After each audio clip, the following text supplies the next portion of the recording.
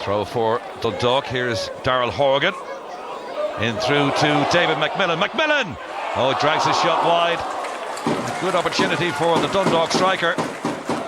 Dundalk have had all this early pressure in the late evening sunshine. Here's Finn. Oh, header just wide of Paul Hunt's right-hand post. Corner then for Dundalk. Little chip one towards the back post. Gartland heads it across goal. Oh, looks like there's a little nudge there. Referee Tomas Connolly, though, says there's no penalty. It was Gartland's header across goal. And was that a push on Andy Boyle? Oh, Patrick Sullivan misjudges the bounce of the ball. Here's Darrell Horgan once again with great speed. Ball into McMillan. McMillan always been dragged to the ground by Mark Salmon. The Longford captain could be in real trouble here. It was a rugby tackle, bringing the Dundalk player to the ground, and he's off. Straight red card from referee Connolly. He's arguing his case, but I don't think he's got anything to argue about. Here's Towell.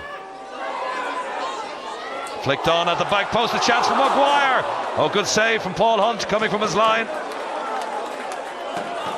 What could Dundalk do to break down this resilient 10 men of Longford? Horgan's shot. Oh, here's Towell. Oh, good save again from Hunt. Getting quickly back to his feet to deny Richie Towell. Horgan then with his corner on the left-hand side for Dundalk. And tipped over the bar. Good header from Boyle. Hunt tips it over. Here's Mountney. Horgan. Seen a lot of the ball, Horgan. Ricochets all the way through to Towell. Dane Massey! Oh, couldn't keep his shot down. He knows it. Missed the angle.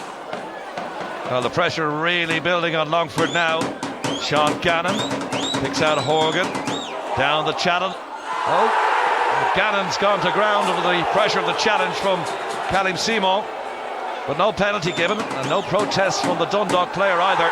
But it is a Dundalk corner. Here's Horgan. Chips it in. Oh, great chance that was for Brian Gartland, straight at Hunt. Either side, and that was in the back of the net. Horgan. Time is running out for the Lilywhites to force a goal here. Here's Finn. Oh, brilliant save by Hunt. Diving away to his right-hand side. Pushes it away for the corner. Obviously, with Longford being down to 10 men, we should have maximised that opportunity. And we had a lot of chances, some good play, and just didn't seem to go in for us tonight. We 5 or 6 great chances. Longford goalkeeper played well, but we should have taken our chances, So,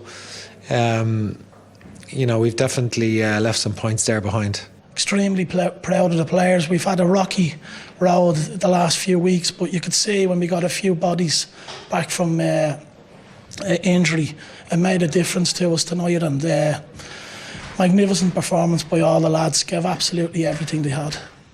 Yes, they certainly did, but that has to go down as an unexpected result at Oriel Park. Brian, earlier in the season, Dundalk were putting away teams with fairly good conviction. That hasn't been happening in recent weeks, and that draw was unexpected. Yeah, but they had one of them in the first set of 11 as well when they were in Limerick, and they had a draw down there when Limerick were losing to everybody. I think you've got to look at the sections of 11 in their totality, and Dundalk have got 27 points and 28 points as an average. It's extraordinary total, really. They have dropped a few points lately, lost a match with Bohemians, but overall I think Stephen Kenny would be very satisfied. But a brilliant point for Longford, and maybe Dundalk are just gone off the boil a little bit since the European match, but he's injected a couple of new players into it. He's got in a couple of more forwards, Kilduff and Maguire, which should give them a bit of freshness. And so no cause for concern as far as you're concerned? I think it's a natural process. He can't win every week, and there's only 5 games this season now at 22 they haven't won, which is a brilliant record. And remember, Stephen Kenny put a huge emphasis on that European performance. He was very ambitious. He talked about it at the end of last season when they won the league, that he wanted to do well in Europe. So the players would have been possibly drained by the whole effort over those 2 games and not quite making it against Bate. OK. Stewie, let's talk about a couple of incidents from the game, particularly that sending off. Longford felt they had cause for complaint, and maybe it was harsh on Mark Salmon. What do you think? So I do think so, yeah. I mean, I think initially when you have a look at the incident again, Salmon is trying to get back. He's doing his defensive duties. Have a look at now. Horgan breaks as well as he normally does, breaks with real pace. There's Sam in the middle of the picture. Have a look as it comes across. He wins the ball, but Macmillan's run takes him across. And it's very difficult, I think, for Salmon to get out of the way there. Have a look at the replay. He's also trying to avoid Conor Powell as well.